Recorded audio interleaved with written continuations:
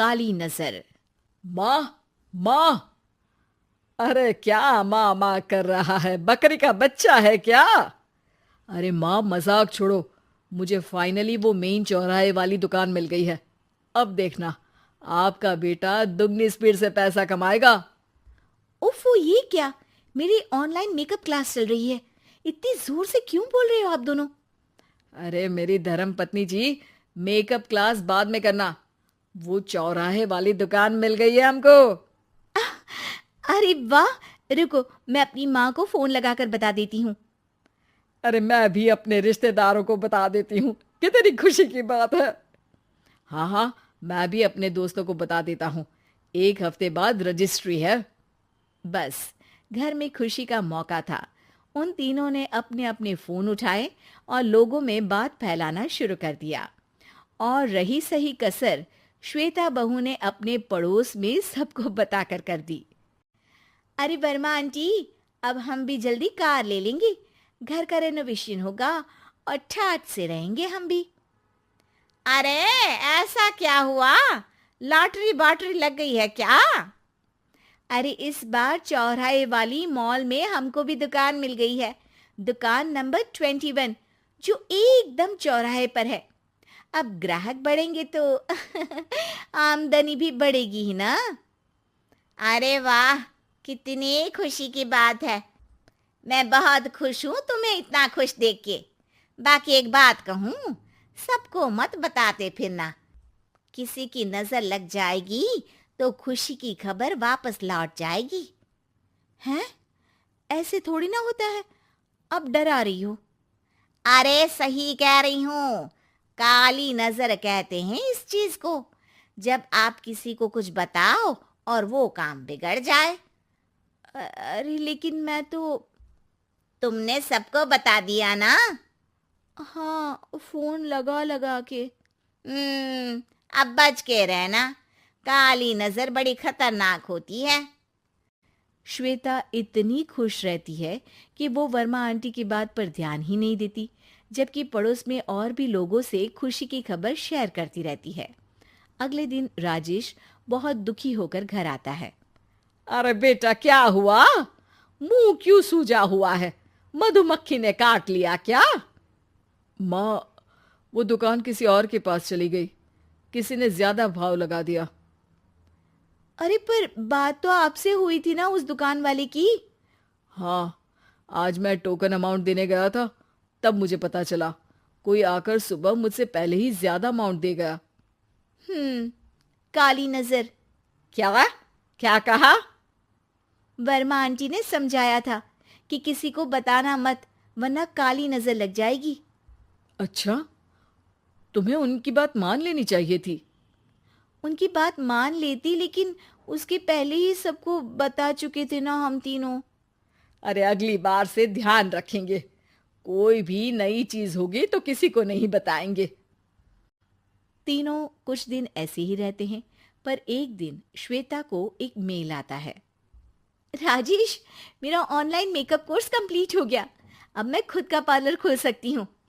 अरे वाह, अपने मोहल्ले में ही खोलते हैं। ये जो घर के सामने दुकान है ना, वहीं। हाँ, यहाँ सस्ती भी मिल जाएगी। अगले दिन श्वेता वर्मा आंटी के पास जाती है, मिठाई का डब्बा लेकर। अरे आओ आओ, कैसे आना हुआ? जोर से नहीं बोलूंगी। वो सामने वाली दुकान है ना, वहां मैं अपनी पार्लर की दुकान खोलने वाली हूँ। उसकी मिठाई है। अरे वाह, बहुत बधाई हो तुमको। हाँ, मैं कमाने लगूंगी तो राजेश पर पूरे घर का बोझ नहीं रहेगा ना आंटी जी। ये तो है। पर ये बता कि तूने ये बात किसी और को तो नहीं बताई ना? अरे नहीं नहीं, पिछली बार गलती कर दी थी। काली नजर लगी किसी की और राजेश के हाथ से वो दुकान चली गई थी। सबको मत बताना। चलो मैं चलती हूँ, कल दुकान की बात करने भी तो जाना है। अगले दिन श्वेता दुकान के लिए मालिक से बात करने जाती है। अरे लेकिन दुकान तो हम कल रात को ही किसी को दे चुके हैं।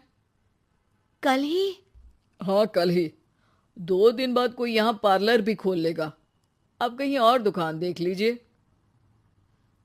अरे पर हमको भी तो पार्लर ही खोलना था। हाँ भाई, एक ही दुकान है, आधी आधी तो नहीं दे सकता ना मैं। राजेश और श्वेता घर पर हताश होकर आ जाते हैं।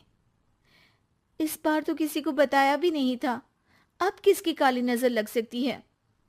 सुनो, तुमने माँ को बताया था क्या? अरे कैसी बात कर रही हो, माँ की नजर थोड़ी ना लगेगी। पक्का तुमने किसी को नहीं बताया था ना? सिर्फ वर्मा आंटी को बताया था, उन्होंने ही मुझे किसी को नहीं बताने को कहा। अरे यार, तुम भी सही हो, मेरी माँ को नहीं बताने को कह रही हो, पर वर्मा आंटी को बताना तुम्हें जरूरी लगा। अरे वर्मा आंटी ने ही तो काली नजर के बारे में बताया था ना, वो हमेशा हमारा भला ही तो चाहती हैं। मेरी माँ भी हमारा भला ही चाहती है। अरे पर चिल्ला क्यों रहे हो? बात नहीं कर सकते क्या आराम से? नहीं आता वो आराम से बात करना, और करना भी नहीं चाहता हूं मैं। दुकान जाने का दुख गुस्से में बदल गया था और राजेश और श्वेता में बात बंद हो गई थी।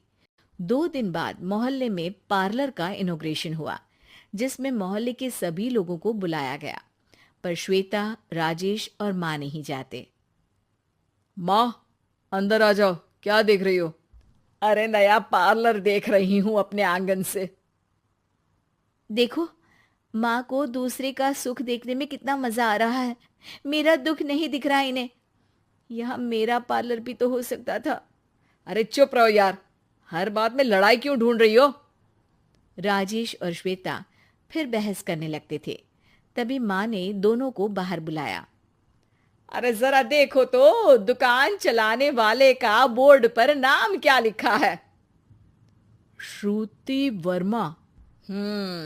गाड़ी निकाले बेटा, हमें कहीं जाना है। काली नजर का इलाज कराने? राजेश अपनी बाइक निकालता है। तीनों ट्रिपलिंग कर रहे हैं। माँ राजेश को उस मॉल वाली दुकान पर लेकर जाती है जहां राजेश अपनी दुकान खोलने वाला था। यही दुकान लेना चाहता था ना तू?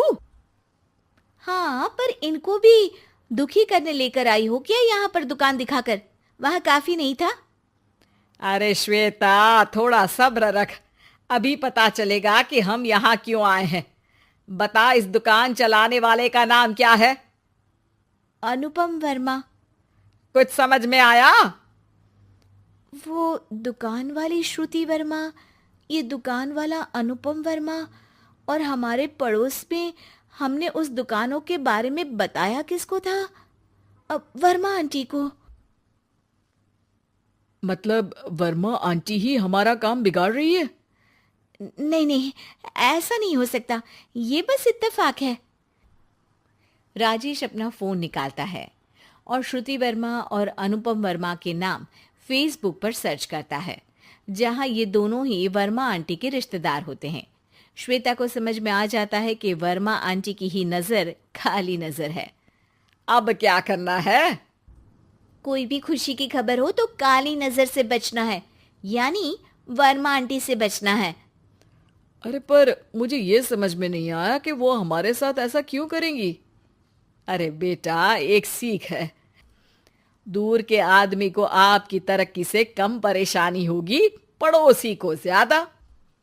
दोनों माँ की बात में हामी भरते हैं और अगला काम चुपचाप करने की कसम खाते हैं, ताकि आगे से वर्मा आंटी कोई काम ना बिगाड़ सके।